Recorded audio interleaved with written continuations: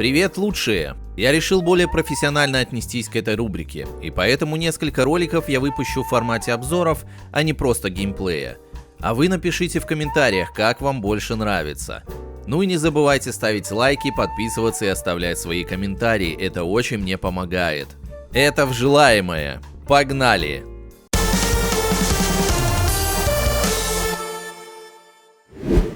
Эх, помните, были времена, когда бабушка не могла дозваться вас идти покушать, потому что вы были увлечены гонянием пикселей по экрану. Уверен, вы вспоминаете это ламповое время с трепетом. Хотели бы вы на пару часов поймать приступ ностальгии и мысленно снова оказаться там? Сегодня я расскажу вам об игре, которая вам с этим поможет. Малапитака. Игра с интересным названием и не менее интересным содержимым. Это аркадный ретро-шутер с гибридной графикой, созданный разработчиком по имени Сандитио Баю. Практически все в этой игре он создал в одиночку. Геймдизайн, спрайты, текстуры, звуки окружения, саундтрек и другое наполнение игры. Мир Малапитака выполнен в стиле псевдо 2D, то есть на 3D модели наложены плоские текстуры, что дает ощущение, будто ты играешь в старые добрые шутеры на Nintendo или Sega. Саундтрек игры также выполнен в ретро-стиле 8-битных игр.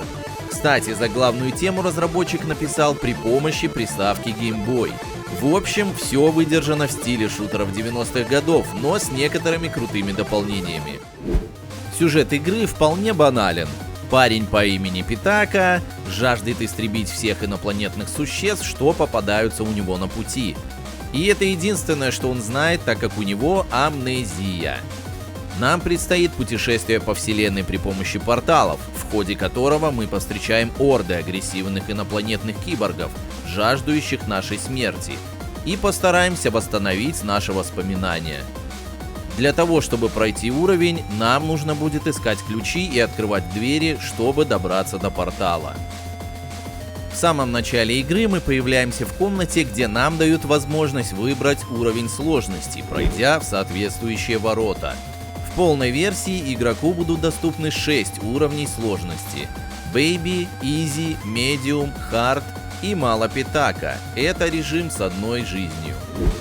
В демо-версии игры доступно 3 карты: космическая база защитников, укрытие в джунглях и город 22. У каждой карты свой уникальный вид, но вот враги в демо-версии на всех картах одинаковые. Надеюсь, что в полной версии на каждой карте будут свои уникальные NPC. Зато с механиками коридорных шутеров тут все в полном порядке. В поиске пути мы будем много раз использовать порталы, а также лифты. Бегать и нажимать на кнопки, которые дают доступ к другим комнатам, лифтам и порталам. В какой-то момент мы будем возвращаться обратно, чтобы пройти дальше и так далее. Мы даже начнем ловить дежавю, потому что будем пробегать комнаты, где уже были пару минут назад. Из оружия нам доступны кулаки, пистолет, дробовик, пулемет, гранатомет и плазмоган, а в полной версии игры нам обещают еще больше видов оружия. Каждое оружие, кроме основной, имеет дополнительную атаку, что дает еще большее разнообразие для боя. Например, пистолет может накапливать энергию и делать более мощный выстрел. Дробовик делает тройной выстрел, а плазмоган дает очередь по площади, что помогает, когда перед вами толпа врагов.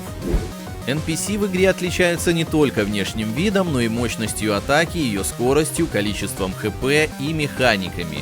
Есть летающие дроны, похожие на отсылку к Академону из Doom, и многообразные зеленые человечки в разных скафандрах и с разными механиками атак и защитой. Нам также будут встречаться области, где на нас будут нападать сразу толпы разъяренных инопланетян, от которых мы будем отбиваться тоннами свинца и плазмы.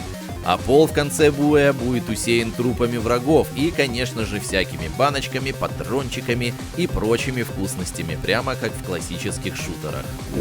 В целом, все NPC не представляют угрозы на нормальном уровне сложности, но вот боссы ломают баланс. У них в десятки раз больше ХП, чем даже у бронированных врагов. Они стреляют длинными очередями и быстро перезаряжаются, и атаки их наносят большой урон. И это немного сбивает с толку, так как они резко повышают уровень сложности. Но для хардкорных игроков это будут любимые враги. Мне игра очень приглянулась. Это самобытное произведение геймдизайнерского искусства, погружающее олдфагов в детство и помогающее отвлечься от повседневной суеты и просто отдохнуть, вспоминая школьные годы. В игре нет жестокости, глубокой философии или гиперреализма, как это сейчас модно. Это игра для того, чтобы в нее играть и не напрягаться. Правда, после такой яркой картинки глаза слегка расплываются. Я добавляю эту игру в желаемое. А что думаете вы? Напишите свои комментарии под этим видео, мне очень интересно ваше мнение. Также не забывайте ставить лайк, жать на кнопку подписки и колокольчик, подписываться на мои соцсети по ссылкам в описании. А с вами был Никитка. Всем любви, удачи, мирного неба над головой и встретимся в следующем видео. Всем пока!